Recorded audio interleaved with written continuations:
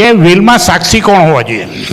કે વિલ સૌથી પહેલી સવાલ વસ્તુ એ છે કે તમે સાક્ષીની જે નિમણૂક કરો તે સાક્ષી તમારા બહુ ભરોસામંદ હોવા જોઈએ, એકદમ વિશ્વાસુ હોવા જોઈએ, એવા સાક્ષી હોવા જોઈએ કે જેના પર તમને સંપૂર્ણ ભરોસો હોય અને સૌથી મોટી એ ફૂટી જાય એવા ન હોય. જો એ ફૂટી જાય એવા હોય તો એ વિલનો કોઈ અર્થ નથી.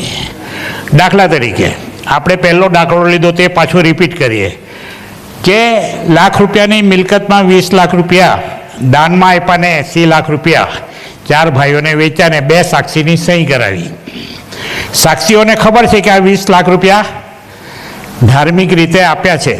જરા રકમ મોટી કરીએ એટલે દાખલો બેસે કે 40% આપ્યા હોય અને 60% 20-30% વેચી લીધા હોય અને એ સાક્ષી અને છોકરાઓ મળી જાય અને એ સાક્ષીને એમ કહે કે ભાઈ તારે હું લેવા દેવા, બાપ ગયા તો ગયા, આ 40% ધર્મમાં આપવાનું નથી, એક કામ કર 10% તું લઈ લેજે, બાકીના પૈસા અમે વેચી લઈએ, એટલે વાત પૂરી. અને વિલ ફાડી નાખે એટલે વાત પૂરી થઈ ગઈ. પણ સાક્ષી એવા હોવો જોઈએ કે પથ્થર કી લકીર પોતાની નૈતિકતા ગુમાવે નહીં, તો જ એ વિલનો અર્થ રહે.